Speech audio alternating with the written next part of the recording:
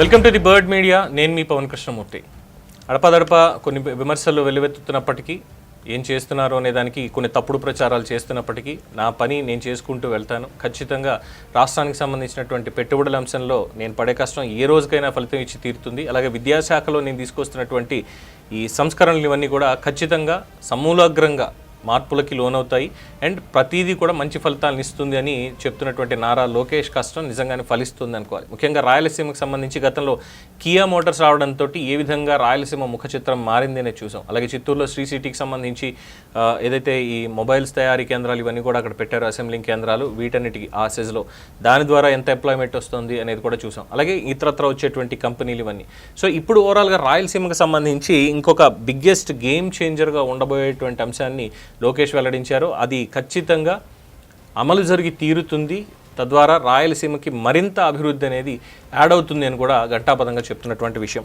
So ఓవరాల్గా international కంపెనీలతో మాట్లాడుతున్నటువంటి లోకేష్ మొన్న మధ్యన చూసాం. సో ఎయిర్ బస్ ప్రతినిధులతో ఏ విధంగా డిస్కస్ చేశారు, రాష్ట్రం ఇస్తున్నటువంటి ఇండస్ట్రియల్ ఇన్సెంటివ్స్ ఏ విధంగా ఉన్నాయి, అలాగే మన దగ్గర ఉన్నటువంటి స్కిల్డ్ లేబర్ ఏ విధంగా ఉన్నారు, అలాగే తీసుకొస్తున్నటువంటి ఈ కొత్త ఇన్నోవేటివ్ థాట్స్, అలాగే కొత్తగా ఇన్ఫ్రాస్ట్రక్చర్ ఫెసిలిటీస్, మౌలిక సదుపాయాల కల్పన అండ్ శిక్షణ, ముఖ్యంగా ఏ రంగానికి ఆ రంగంలో నైపుణ్యం మీద శిక్షణ, స్కిల్ డెవలప్మెంట్ బోర్డ్ అనేది ఏర్పాటు చేయడం, దాంట్లో యువతకి ఏ రంగాల్లో ఉపాధి అవకాశాలు ఉన్నాయి, మనం ఏం తీసుకొస్తున్నాం, దాంట్లో మన వాళ్ళకి ఎంత అవకాశాలు కల్పించవచ్చు అనేటువంటి దాని మీద ఎప్పటికప్పుడు వర్క్షాప్స్ పెట్టడం, దాని నుంచి వచ్చేటువంటి అవుట్కమ్ని చూపిస్తూ ఇదిగో మా దగ్గర ఇంతమంది, మా వాళ్ళు ఇంతమంది స్కిల్డ్ ఉన్నారు, ఖచ్చితంగా మీరు వాళ్ళకి ఇక్కడ ఉపాధి అవకాశాలు చూపించవచ్చు అని చెప్పి చెప్తుండడంతో ఎయిర్ బస్ అనేటువంటి కంపెనీ, ఎయిర్ బస్ వాళ్ళు అనంతపురంలో పెట్టడానికి, వాళ్ళ ప్లాంట్ని ఇక్కడ నిర్మించడానికి ఏర్పాట్లు చేసుకుంటున్నారు అన్నటువంటి ఒక వార్త ఇప్పుడు నిజంగా రాయలసీమకి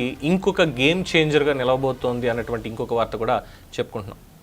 100% కియా మోటార్స్ వచ్చిన తర్వాత సరే వివాదాలు, దాంట్లో ఎవరి కాంట్రిబ్యూషన్ ఎంత ఉంది, తర్వాత కాంట్రవర్సీ చేసింది ఎవరు, ఇవన్నీ పక్కన పెడితే కియా మోటార్స్ ఇండియాలో ఎంత ఎక్స్పోర్ట్ చేసింది విదేశాలకి, వాళ్ళు ఎంత లాభాలు సంపాదించుకున్నారు, at the same time expansion ఎంత జరిగింది, ఎంతమందికి ఉద్యోగాలు ఇచ్చారు, దానివల్ల భారతదేశంలో ఆటోమొబైల్ ఇండస్ట్రీలో వాళ్ళ ప్రస్థానం ఎంత బలంగా పాతుకుపోయింది అన్నటువంటి వివరాలు దాదాపుగా ఒక 2 years బ్యాకే మనం చూడడం జరిగింది. సో ఇప్పుడు ఎయిర్ బస్ అనేది వచ్చింది అంటే వాళ్ళు ఎంత పెడతారు ఏంటి అనేది చూస్తే, ఈ ఇండస్ట్రియల్ హబ్ ఏదైతే ఏర్పాటు చేశారో దాంట్లో దాదాపు ఒక 20,000 ఎకరాల్లో ఎయిర్ బస్తో పాటుగా మిగతా కంపెనీలు కూడా వచ్చి వాళ్ళు అక్కడ స్టార్ట్ చేసేటువంటి అవకాశం ఉందనేది తెలుస్తున్నటువంటిది. సో ప్రతి ఒక్కళ్ళతోటి ముంబై వెళ్ళారు, ముంబైలో ఉన్నటువంటి పారిశ్రామికవేత్తలతో మాట్లాడుతున్నారు. ఆంధ్రప్రదేశ్లో పెట్టుబడులు పెట్టండి, కోస్టల్ కారిడార్లో పెట్టుబడులు పెట్టండి, ఈ ఎంటర్టైన్మెంట్ ఫీల్డ్లో లేదంటే టూరిజం ఫీల్డ్లో మొత్తం అన్నింటిలో కూడా మేము వీఆర్ ఓపెన్, ప్రతిదాన్ని కూడా కొలాబరేటివ్గా తీసుకెళ్దాం ముందుకి, ప్రజలకి దీనివల్ల మంచి జరగాలి, అలాగే ఆంధ్ర రాష్ట్ర యువతకి ఉపాధి దక్కాలి, సో ఎక్కడ నెగ్లిజెన్స్ అనేది ఉండదు, ఇండస్ట్రియల్ ఇన్సెంటివ్స్ ఖచ్చితంగా ఇస్తామని చెప్పి ప్రతి ఒక్కళ్ళ దగ్గర స్పష్టమైనటువంటి హామీ ఇస్తున్నారు. అట్ ద సేమ్ టైం మా విజన్ ఏంటి, నెక్స్ట్ 20 years 2047 డాక్యుమెంట్ ఏంటి, అప్పటికి ఆంధ్ర రాష్ట్రం భారతదేశంలో ఏ స్థానంలో ఉండాలి, దానికి మేమేం చేస్తున్నాం, మీరేం చేయగలుగుతారు అన్నటువంటి దాని మీద కూడా డిస్కషన్స్ జరుగుతున్నాయి.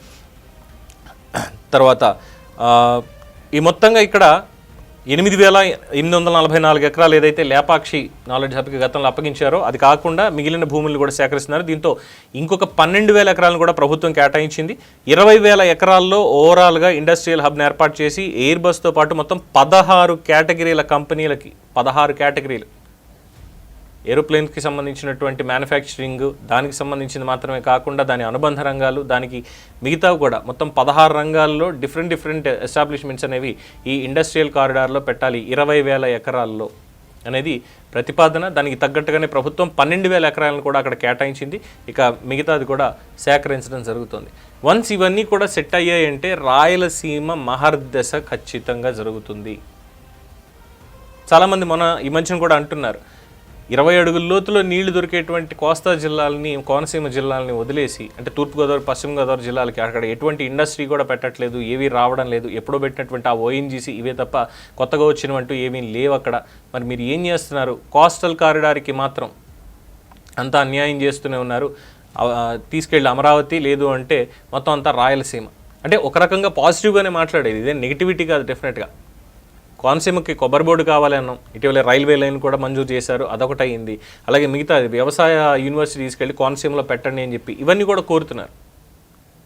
వాటిని కూడా చేస్తే బాగుంటుంది అనేది ప్రభుత్వానికి చెప్పదగినటువంటి ఒక సూచన.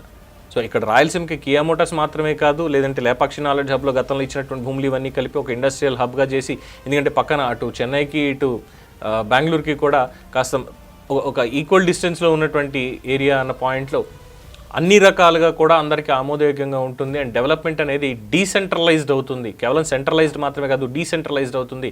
ఒక్కసారి ఆ 20,000 ఎకరాల్లో ఇండస్ట్రియల్ హబ్ అనేది స్టార్ట్ అయింది అంటే చుట్టుపక్కల మొత్తం అంతా కూడా సక్సెస్ అయినట్టే అన్నటువంటి అభిప్రాయాన్ని చాలామంది ఎక్స్ప్రెస్ చేస్తున్నారు. ఏదేమైనప్పటికీ కూడా ఆంధ్ర రాష్ట్రంగా అంటే ఉమ్మడి 13 జిల్లాలని చెప్పుకుందామండి. ఉమ్మడి 13 జిల్లాలు ఏవైతే మనం ఉన్నాయో ప్రతి జిల్లా తర్వాత కొత్తగా వచ్చినటువంటి జిల్లాలు కాదు, ప్రతి గ్రామం కూడా అభివృద్ధి చెంది తీరాలి. ప్రతి ఒక్కరికి కూడా ఆ అభివృద్ధి ఫలాలు అంది తీరాలి అనేదే ప్రతి ఒక్కళ్ళ ఆకాంక్ష. సో దీంట్లో రాజకీయాలు చూడడం మానేసి లాభం ఏం జరుగుతోంది ప్రజలకి అన్నదే ఆలోచిస్తే ఈ నెగిటివ్ ప్రచారాలు ఇవన్నీ కూడా పక్కకి వెళ్ళిపోతాయి. తద్వారా ఆంధ్ర రాష్ట్రం మన అందరి చేతుల మీదుగా అభివృద్ధి చెందుతుంది. దీని మీద మీ అభిప్రాయాన్ని కామెంట్స్ రూపంలో తెలియజేయండి. చూస్తూనే ఉండండి ది బర్డ్ మీడియా. ఈ వీడియో కనుక మీకు నచ్చినట్టయితే లైక్ చేయండి, షేర్ చేయండి, సబ్స్క్రైబ్ చేయండి. అలాగే పక్కనే ఉన్న బెల్ ఐకాన్ని క్లిక్ చేయండి.